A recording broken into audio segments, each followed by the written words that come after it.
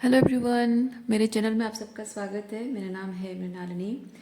चलिए देखते हैं आज यूनिवर्स आपको आपके स्पिरिचुअल जर्नी के बारे में, एसेंशन के बारे में, आपके हीलिंग के बारे में क्या बताना चाहते हैं, या फिर आपकी लव लाइफ के बारे में, या आपके करियर के बारे में, आपके जीवन की जिस एस्पेक्ट को रेजोनेट करता है आप अकॉर्डिंगली देखिए। सो देखते हैं यूनिवर्स आपको क्या साइन देना चाहते हैं, क्या मैसेज आपको मिल रही है। जेंडर स्पेसिफिक नहीं है ये, और एज स्पेसिफिक भी नहीं है, और टाइमलेस रीडिंग्स हैं, तो आपको जब भी रेजोनेट करता है आप उसे क्लेम कर सकते हैं। जय यूनिवर्स, प्लीज़ बताइए जो भी कलेक्टिव इस रीडिंग को देख रहे हैं उनके हाईएस्ट गुड के लिए आप उन्हें क्या बताना चाहते हैं। जय universe, thank you.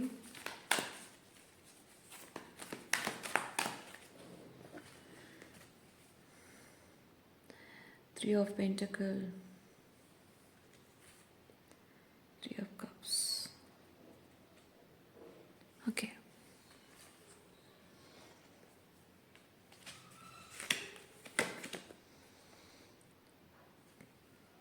Ten of wands, four of cups, nine of swords,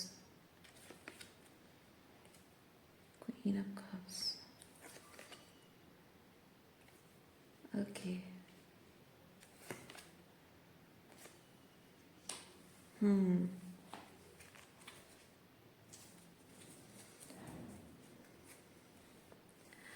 bottom of deck में है five of pentacle. Five of pentacle left out वाली फीलिंग है, जहाँ आपको अकेला छोड़ा गया है। जैसे एक एक छोटा बच्चा है, जब वो गलती करता है, एक टाइम आउट जो आजकल है सिस्टम चल रहा है ना बच्चों को बताने के लिए कि जो तुमने किया वो गलत किया है, वो बताने के लिए एक टाइम आउट सिस्टम निकला है। वो टाइम आउट की एनर्जी में आपको पनिशमेंट, एक तरह से आपको पनिशमेंट दिया गया है। और वो पनिशमेंट क्यों है वो ये कार्ड्स बताते हैं। पनिशमेंट ये है कि, गिव मी अ सेकेंड, मैं आपको सारे कार्ड्स थोड़े से अच्छे से दिखाती हूँ।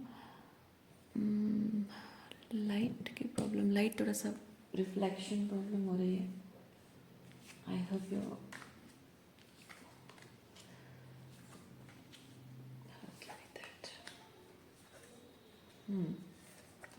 तो ये प्रॉब्लम क्यों हो रही है, फाइव ऑफ पेंटिकल की एनर्जी आपको इस तरह से पनिशमेंट में क्यों रखा गया है।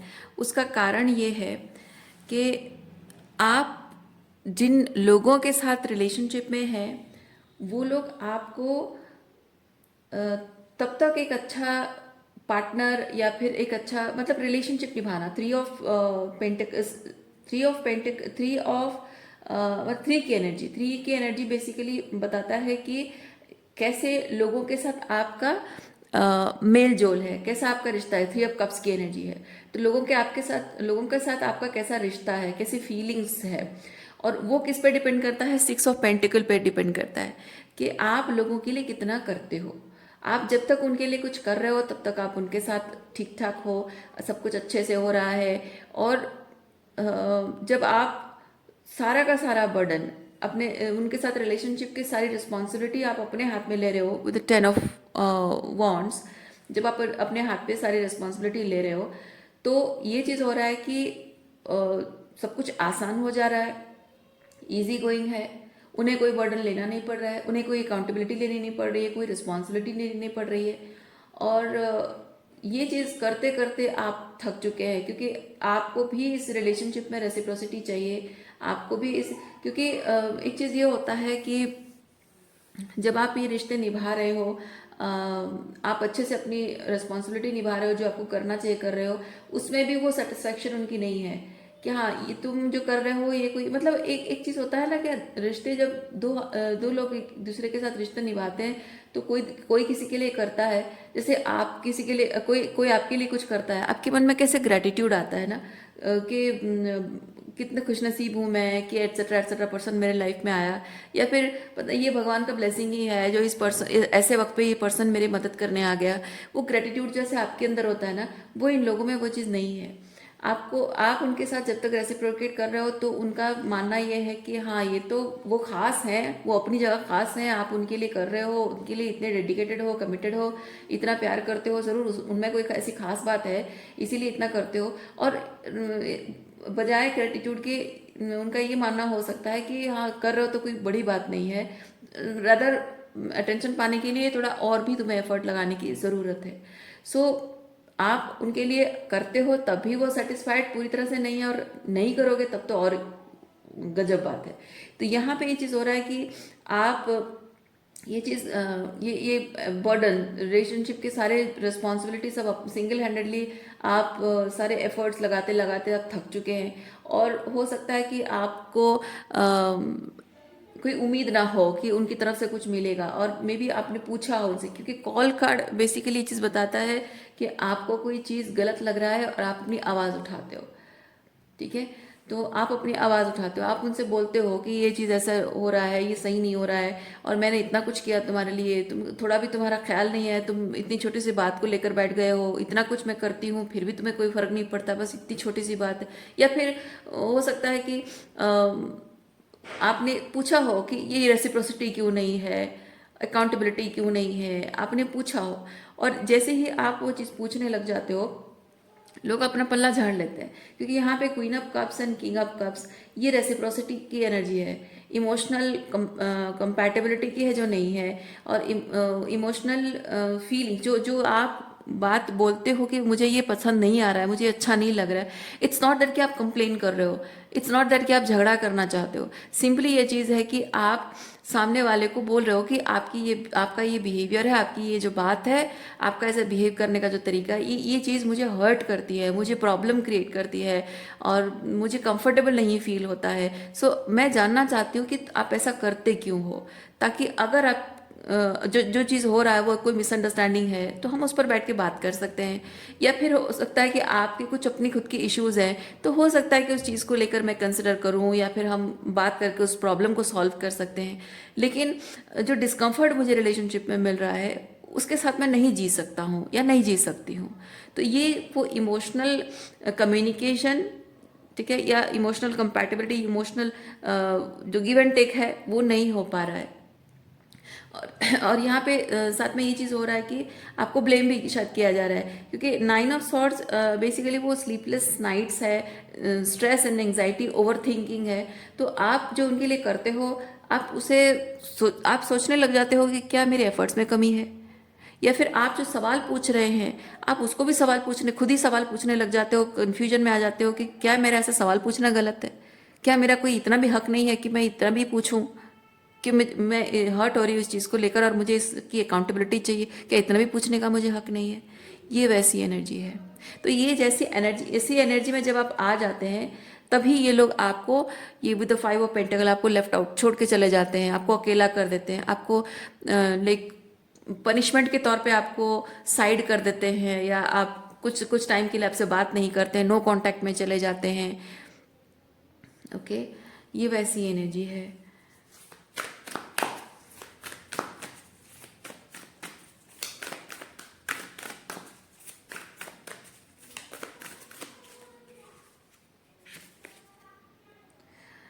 Trust the unknown, okay.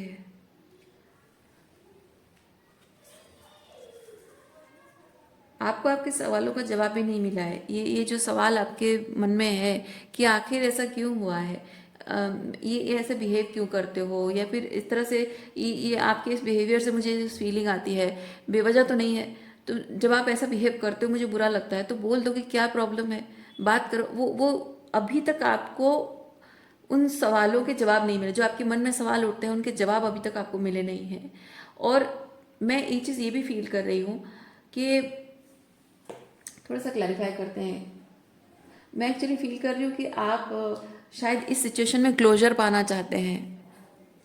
Closure in not in a sense कि आप रिलेशनशिप एंड करना, क्लोजर का मतलब इन रिलेशनशिप एंड करना भी नहीं। क्लोजर का मतलब सिंपली है कि एक चीज़, एक सिचुएशन है, एक बातचीत है, एक बिहेवियर है, एक पैटर्न है जहाँ पे तकलीफ हो रही है, भावनात्मक रूप में आप हर्ट हो रहे हैं, या आपके साथ कुछ गलत आपको फील हो रहा है, जिस डिस्कम्फर्ट के साथ आप जी नहीं सकते, ये रिश्ते निभा नहीं सकते, वो बात क्लियर हो जाए, बातचीत हो जाए, वो इमोशनल कन्वर्सेशन हो जाए, बातचीत हो जाए, क्लैरिटी मिल जाए, तो वो चीज़ वहाँ पे क्लोज हो जाती है। तो आगे से, क्योंकि बातचीत होने पर ये चीज़ है कि आगे से वो रिपीट नहीं होगा, है ना। हमने बात की इस चीज़ पे, अब आगे से ऐसा रिपीट नहीं होगा, क्योंकि मुझे पता चल गया कि तुम्हारी ये प्रॉब्लम है, तुम उस पर बात कर लो, तुम्हें पता चल गया कि इससे मैं हर्ट हो रही हूँ, तुम आगे से वो बिहेव नहीं करोगे, अपना बिहेवियर चेंज करोगे। सो वो चीज़ है। ओके।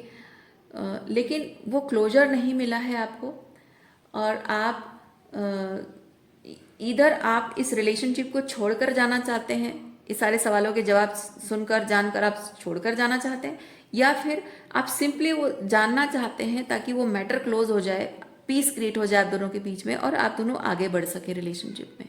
दोनों में से कोई एक चीज़ है। ओके, चलिए देखते हैं क्या है।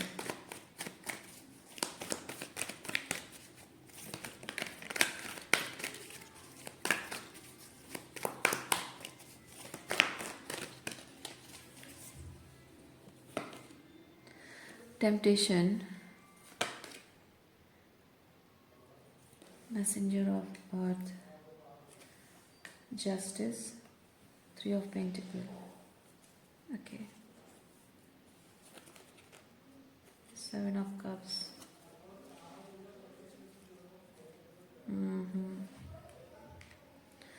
7 of cups, 5 of cups, okay, 7 of pentacles, okay,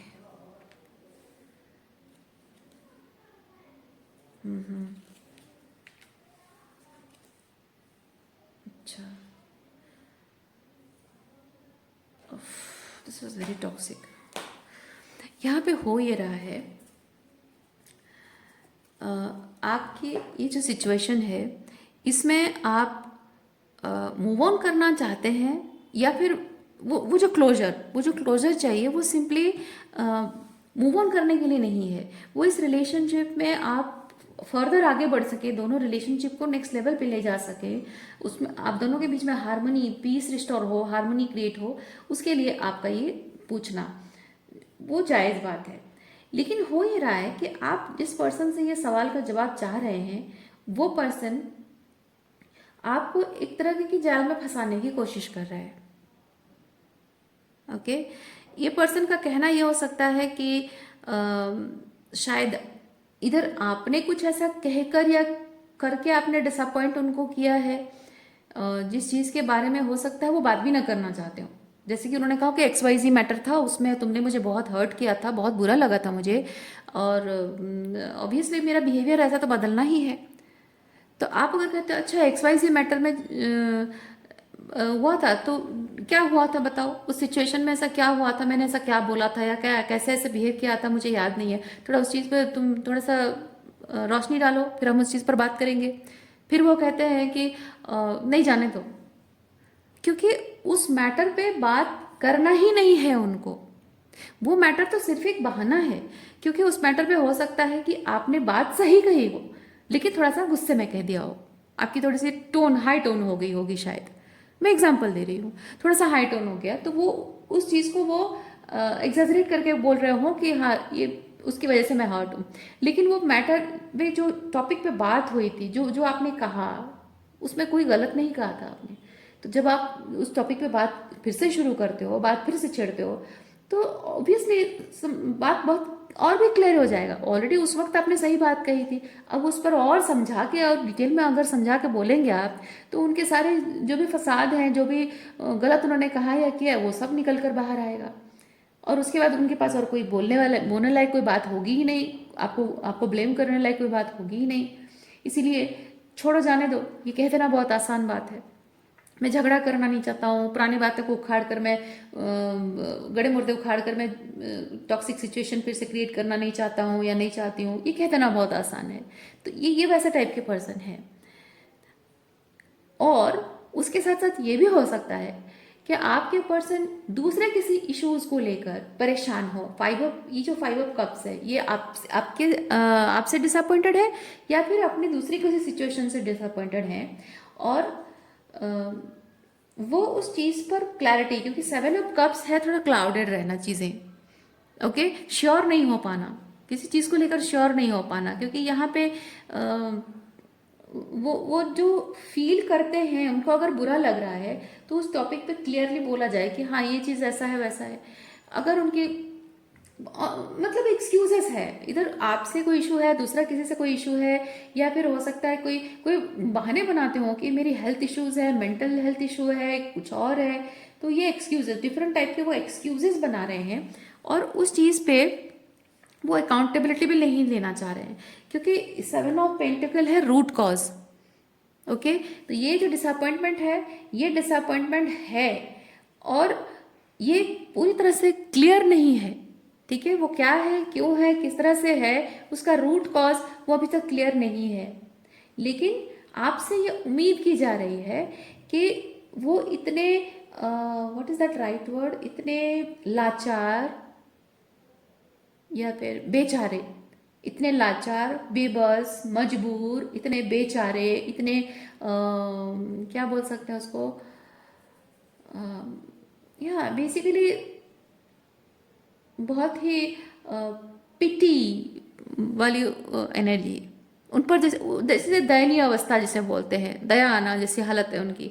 तो ये उनका आपसे आपसे वो ये भी क्लेम, यही क्लेम करते होंगे कि मेरी ऐसी दयनीय अवस्था है, मैं ऐसा पिटीफुल मेरा सिचुएशन है, मुझ पर तुम्हें दया करनी चाहिए, मतलब मुझ पर तरस खाओ, या तरस आने वाली, थैंक यू, तरस आने वाली सिचुएशन, और मुझ पर तरस खाओ। और ये जिस भी तकलीफ से होकर मैं गुजर रहा हूँ, मेरे पेन की वजह से, मेरे तकलीफ की वजह से, इस डिसअपॉइंटमेंट की वजह से मैं जो भी तुम्हारे साथ बिहेव कर रहा हूँ, ओके।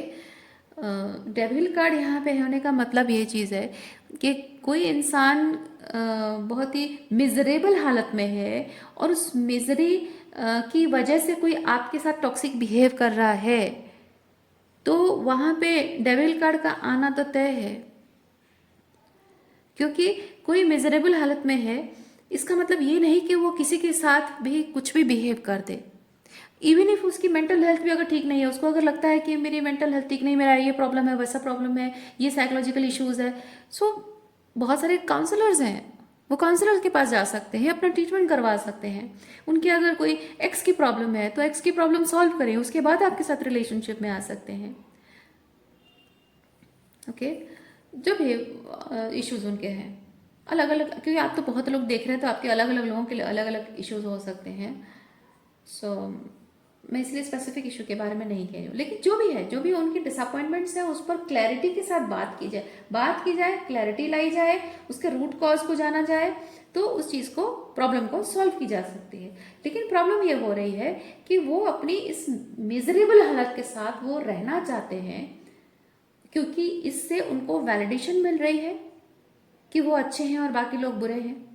दूसरा, आपसे अटेंशन एंड लव मिल रहा है, आपसे वैलिडेशन मिल रहा है, और वो यही चाहते हैं कि वो मेजरेबल हालत में रहें, विक्टिम की तरह रहें, और आप उनको हमेशा हौसला देते रहें, प्यार देते रहें, उनको नर्चर करते रहें, अटेंशन देते रहें। ये एम्प्रेस, ओके, एक मदरली एनर्जी की, आपकी मदरली एनर्जी उनकी तरफ रहे, आप उनको हमेशा नर्चर करते रहें। तो ये चीज़ जिंदगी भर होता रहे, आप अगर यही चीज़ उनके लिए हमेशा करते रहेंगे, तब आप उनके भरोसे लायक होंगे। Finally you will be able to, maybe उनका कहना ऐसा होगा, हालांकि इससे आपको वैलिडेशन नहीं देंगे, लेकिन उनका कहना ऐसा होगा कि अगर तुम ऐसा करोगे या करोगी जिंदगी भर ऐसे ही मेरी इस मिजरेबल हालत को लेकर, पिटीफुल हालत को लेकर तुम मुझे हमेशा ईगो बूस्ट करती रहोगी, मुझे मेरी क्या बोलते हैं उंडेड इमोशंस को तुम सहलाती रहोगी, नर्चर करती रहोगी, तो मैं तुम पर भरोसा कर सकता हूँ, या फिर तुम्हें कंसिडर कर सकता हूँ, तुम्हें वैलिडेशन दे सकता हूँ, या अब जेंडर स्विच कर सकते हैं, ओके। तो ऐसा उनका कहना होगा, या फिर वो ऐसा क्लेम करते होंगे डायरेक्ट या इनडायरेक्ट तरीके से, या फिर हो सकता है कि आप समझ ही नहीं पा रहे हो, इसलिए शायद यूनिवर्स आपको ये चीज़ बताना चाह रहे हैं कि एक्चुअली इस पर्सन का इंटेंशन ऐसा है।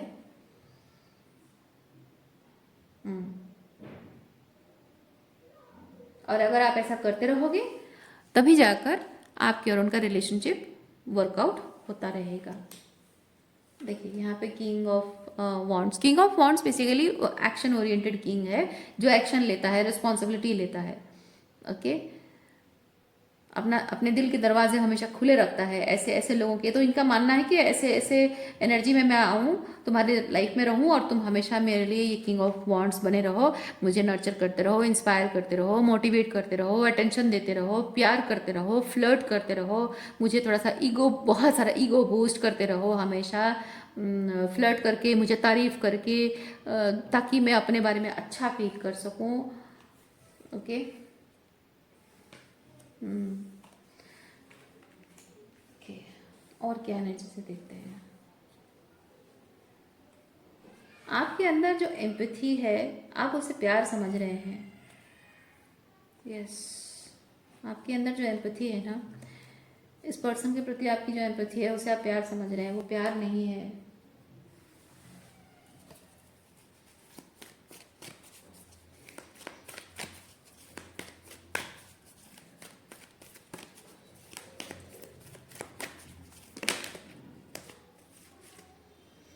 हैंगमैन,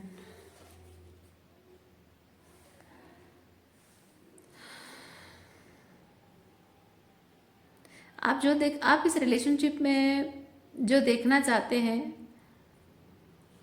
वैसा ये रिलेशनशिप है, आपको दिखाने की कोशिश हो रही है। जो आप इस रिलेशनशिप में देखना चाह रहे हैं, इस पर्सन को जिस हिसाब से आप देखना चाह रहे हैं, वो पर्सन आपको वैसा दिखाने की कोशिश कर रहा है कि वो एक्चुअली वैसा है।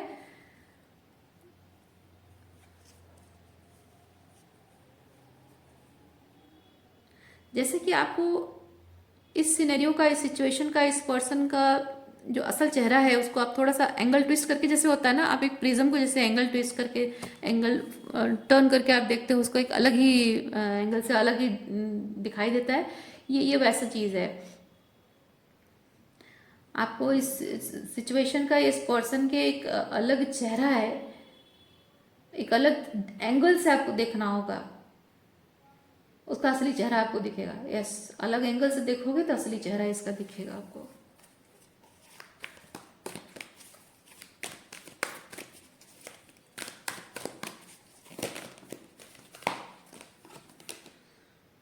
यस, ये पर्सन अपनी खुद की लाइफ को लेकर बहुत कॉन्फ्लिक्टेड है, बहुत ही केओटिक एनर्जी है। और क्या है देखते हैं। टू ऑफ पेंटिकल, ओह आई सी। ये पर्सन कैसा होगा पता है, ये ऐसा पर्सन होगा जो आप कुछ भी करो हर चीज़ में वो आपके नुक्स निकालता है।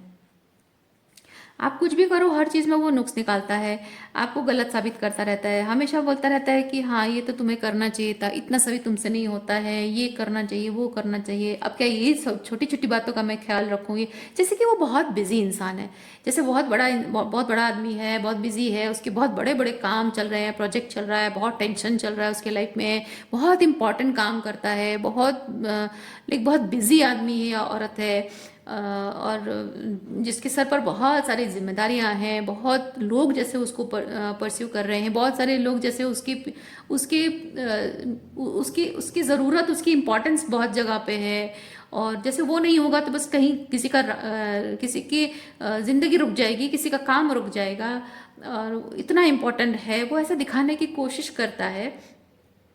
लाइक वो अपने आप को बहुत बिजी दिखाने की कोशिश करता है, और आपके आपके लिए जो एफर्ट्स उसको लगाने चाहिए उस मामले में, आपके लिए जो गलत उसने किया है उसके लिए अकाउंटेबिलिटी जो उसको लेना चाहिए उस मामले में, ये पर्सन आपको शायद अवॉइड करता हो, ये एक्सक्यूजेस बनाकर वो जताने की कोशिश करता हो कि मेरे पास टाइम नहीं है तुम्हारे साथ ये सब बातें करने के लिए। ओके, मैं इतना बिजी पर्सन हूँ, ये इतना इतना महान आदमी हूँ, औरत हूँ या जो भी है, बिजी पर्सन हूँ, इतना ग्रेट हूँ, there are so many people relying on me, dependent on me, looking up to me, और मैं ऐसी छोटी छोटी बातों में छोटी बहुत गलती हो जाती तो मुझे जाने दिया करो, माफ़ कर दो भी नहीं, जाने दिया करो, और इतने इतने बिजी स्केड्यूल में, इतने बिजी स्केड्यूल में ये वो काम है, ऐसा है वैसा है, इतनी सारी जिम्मेदारियों में अगर मुझसे कोई गलती हो गई, sorry if I hurt you, sorry if I hurt you वाला जो होता है ना, कुछ लोग ऐसे बोलते हैं। सो दैट मीन्स कि I didn't mean anything, I didn't say anything that तुम्हें हर्ट होना चाहिए, but if I hurt you, मतलब अगर अगर तुम्हें बुरा लग गया तो माफ़ कर दो, पर बुरा लगना नहीं चाहिए। कहने का मतलब है मैंने ऐसा कुछ किया नहीं है और तुम्हें बुरा लगना नहीं चाहिए, पर तुम्हें बुरा लगा ये तुम्हारी प्रॉब्लम है, तो सॉरी बोलकर मैं तुम पर कोई एहसान कर रहा हूँ। ये वैसी चीज़, ये वैसा बंदा है, कोई बंदा या बंदी जो भी है। ओके, सो बेसिकली घुमा फिरा कर ये इंसान आपसे सॉरी बुलवाता है, आपसे माफ़ी मंगवाता है, आपको गिल्टी साबित करता है कि आप इतने बिजी इंसान को, इतने जिम्मेदार इंसान को आप इतने गैर गैर जिम्मेदार हैं कि उसे रिस्पॉन्सिबल कह रहे हैं, छोटी छोटी बातों को लेकर उसे आप एक्यूज कर रहे हैं। सो इतना गिल्टी फील कराना आपसे, क्या आप खुद ही सॉरी बोल दो कि अरे सॉरी गलती हो गई, मुझे नहीं पता था आप इतने बिजी हो, you know, something like that. So oh my God, typical narcissist behaviour. Okay,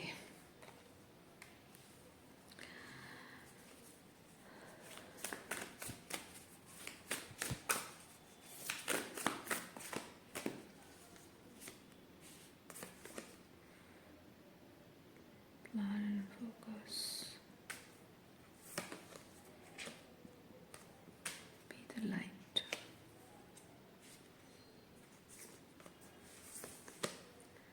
intent and greed.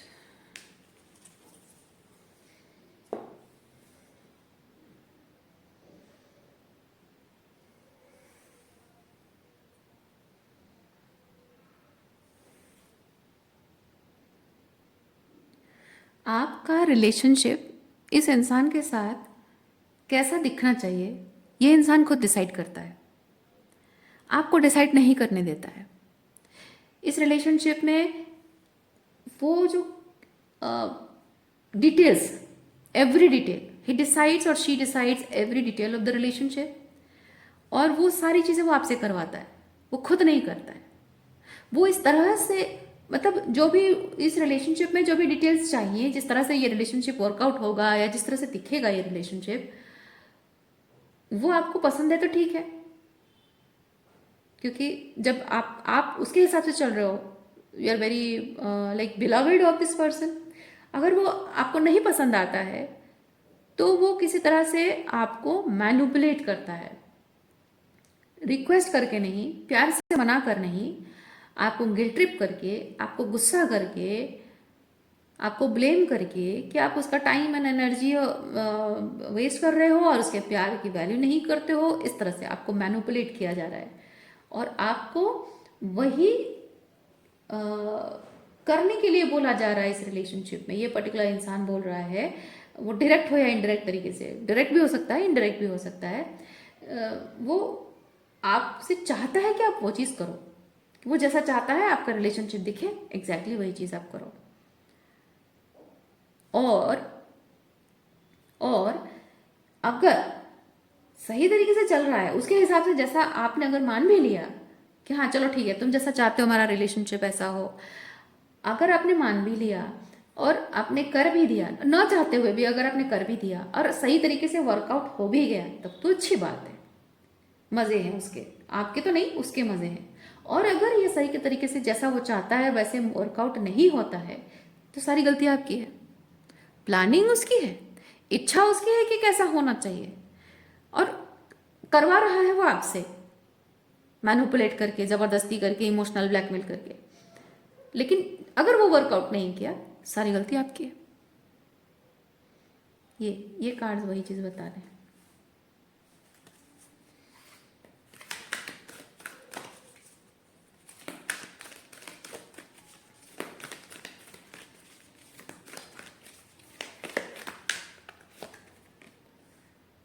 Yes, देखिए क्वीन ऑफ वॉन्ड्स। और अगर इसमें कुछ गलती आपसे हो भी जाती है और आप अगर उसे कहते हो कि तुमने कहा था कि हमारा रिलेशनशिप ऐसा है वैसा है वैसा है, मैं चाहती नहीं थी फिर भी मैं ये सब कर रही हूँ, और अगर वर्कआउट नहीं हुआ तो मेरी गलती नहीं है, तभी वो इंसान आपको ब्लेम करता होगा। तब भी ब्लेम करता होगा कि तुम इतना भी नहीं संभाल पाई, पता नहीं, कुछ ना कुछ अलग, कुछ ना कुछ ऐसा कहता होगा जो मेरे दिमाग में तो आ नहीं रहा है। ये सब इस तरह की बातें आती नहीं मेरे दिमाग में, पता नहीं कोई क्या कैसे ब्लेम करता होगा। पर एनीवेज वो आपको ब्लेम जरूर करते होंगे कि अगर वर्कआउट नहीं भी हुआ तो आपकी गलती है। आप उन्हें ब्लेम नहीं कर सकते। ये क्वीन ऑफ वॉन्ड्स एनर्जी मुझे ये बता रहा है, आप उन्हें ब्लेम नहीं कर सकते, क्योंकि यहाँ पे देखिए ये जो लड़की है इसका चेहरे पे कोई एक्सप्रेशन नहीं है।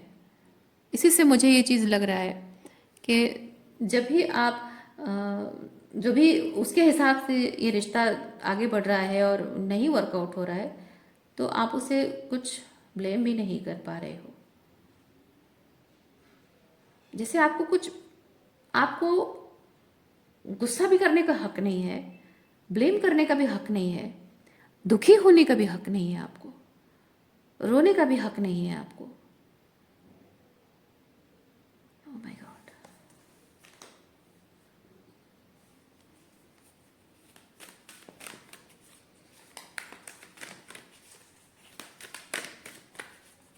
आप जैसे सिंपल एक कठपुतली बनकर वही करते जाएं जो वो चाहता है, और वो जो चाहता है उसमें आप खुश हैं तो ठीक है, नहीं है तो बाकी और कुछ आपको फील करने का कोई राइट नहीं है, और कहने का भी कोई हक नहीं है।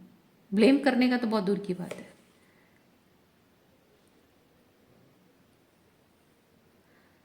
Two of wands, lovers, yes my dear viewers, आप इस सिचुएशन में ऑलरेडी 10 ऑफ सॉर्ड्स एक्सपीरियंस कर चुके हैं। ये सिचुएशन जो भी है बहुत कितना हर्टफुल है, कितना हार्ट ब्रेकिंग है, आप एक्सपीरियंस कर चुके हैं। और 10 एनर्जी मुझे ये चीज़ बताता है कि आप ये चीज़ आपके सहन शक्ति जो है, आपकी टॉलरेंस जो है उससे ओवर हो चुका है। और आप फाइनली आप विद द कॉल कार्ड, ये जो कॉल यहाँ पे हमारे पास आया था ना, कॉल, जस्टिस कॉल वाला कार्ड, ये जस्टिस एंड कॉल, ये मैं ये चीज़ फील कर रही हूँ कि आप फाइनली आप ईश्वर से प्रार्थना कर रहे हो कि इस सिचुएशन से आपको बाहर निकाला जाए। 10 बताता है साइकिल क्लोज होना। इस पर्सन के साथ रहकर आपने जो भी दर्द सहा, जो कुछ भी हुआ, it was not a punishment for you, it was a lesson for you. कुछ ना कुछ आपने सीखा है इस रिलेशनशिप में, ये सब एक्सपीरियंस करके ना आपने कुछ ना कुछ तो सीखा है।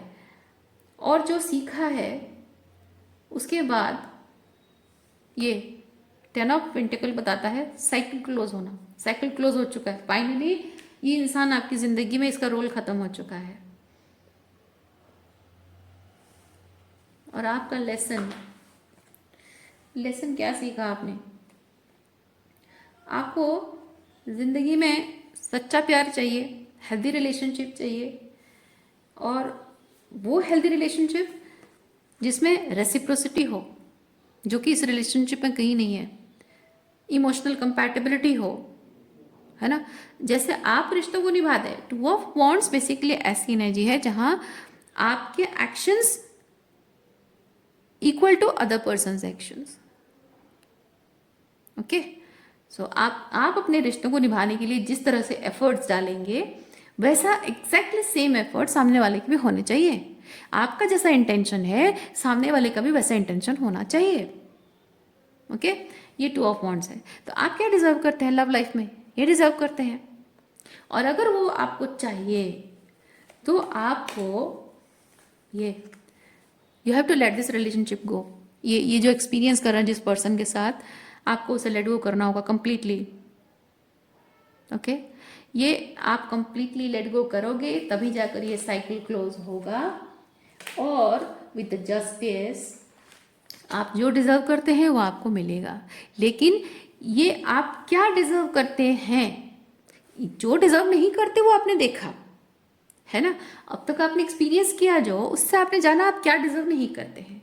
अब आपको ये रेसिप्रोसिटी चाहिए, आपको लव लाइफ में रेसिप्रोसिटी चाहिए। ये रेसिप्रोसिटी के लिए आपको चाहिए क्या? कैसी एनर्जी चाहिए। जो नहीं चाहिए उसको तो एलिमिनेट कर दिया, आसान है। लेकिन जो चाहिए विद द जस्टिस, जो चाहिए उसे समझना है, जानना है। जानने के लिए आपको थोड़े टाइम के लिए हर्मिट मोड में रहना होगा। हर्मिट का मतलब ये चीज़ है कि ये सब इस तरह की एनर्जी के जो लोग हैं ना, इन सब को आपको अपनी ज़िंदगी से निकालना है। अगर ये आपका कोई रोमांटिक पार्टनर है, आपको समझना है कि इसी पैटर्न में क्या आपके दोस्त भी हैं, बचपन के दोस्त, कॉलेज के दोस्त, या फिर वर्क प्लेस में आपने जो दोस्त बनाए हैं अपने कॉलीग्स के साथ, आपके पड़ोसी हैं, या आपके भाई बहन, कजिन, ब्रदर, सिस्टर हैं, या आपके पेरेंट्स हैं। कुछ लोगों के पेरेंट्स भी हैं और कुछ के बच्चे भी हो सकते हैं जो आपके साथ ऐसा बिहेव कर रहे हैं।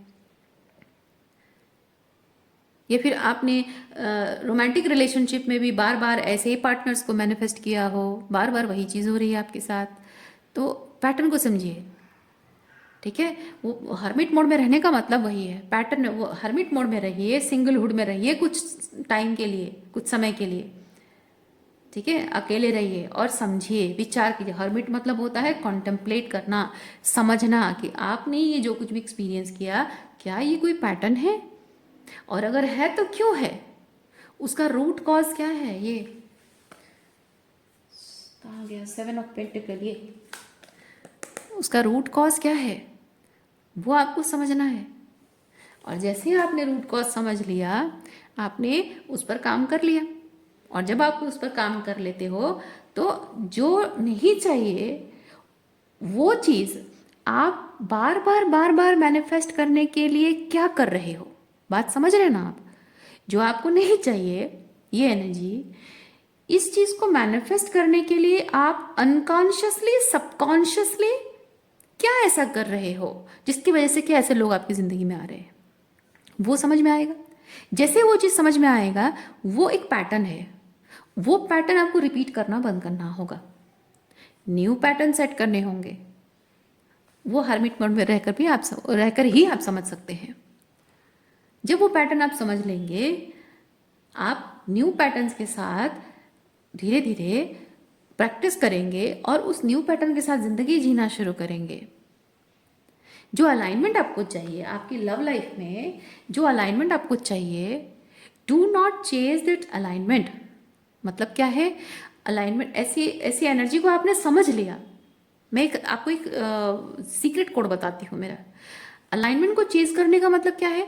आपने जान लिया कि आपका ये हर्मिट मोड में रहकर आपने जान लिया कि आपका पैटर्न कैसा होना चाहिए।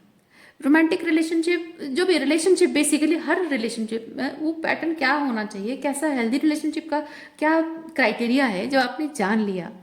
तो जानना और उसे प्रैक्टिस करना, दोनों में डिफरेंस है। ओके, जैसे आपने जान लिया, क्या करता है कोई इंसान, हर एक इंसान में ये चीज़ टेंडेंसी होती है, जैसे इंसान को पता चल जाता है वो अपने उसी क्राइटेरिया को हर एक इंसान में मैच करने, लाइक जैसे कि मैंने एक लिस्ट बनाया है। ओके, ये क्राइटेरिया का लिस्ट है और मेरे सामने 4 लोग खड़े हैं, तो मैं इस लिस्ट के साथ उसके कैरेक्टर को चेक करूंगी, नो, आउट। इसको चेक करूंगी, आउट। ठीक है, वैसा चीज़ है। तो हर एक इंसान को जब पता चल जाता है कि उसे ट्रूली क्या अलाइनमेंट चाहिए, उस चीज़ के साथ अब वो दूसरे लोगों को कंपेयर करने लगता है और ढूंढने लगता है कि ये मेरे लायक है या ये मेरे लायक है, ये मेरे लायक नहीं है। तो दैट इज चेजिंग। क्योंकि आपको सिर्फ पता है, आपको सिर्फ पता है कि आपको करना क्या है, लेकिन उस चीज़ को आप कर नहीं रहे हो। इम्पॉर्टेंट फैक्टर ये है कि आपको अपने लव लाइफ में जो अलाइनमेंट चाहिए, do not chase that alignment, become that alignment. Okay, यानी कि जो आपने जाना, सीखा कि सही अलाइनमेंट क्या है, वो अपने अंदर एम्बॉडी कीजिए। अपने पैटर्न्स को बदलिए, अपना तरीका बदलिए, अपनी सोच बदलिए, और उस प्रोसेस में आप अकेले रहोगे। ये हर्मिट, आप अकेले रहोगे कुछ टाइम के लिए, सिंगल रहोगे, कोई दोस्त नहीं होगा, कोई रोमांटिक पार्टनर नहीं होगा।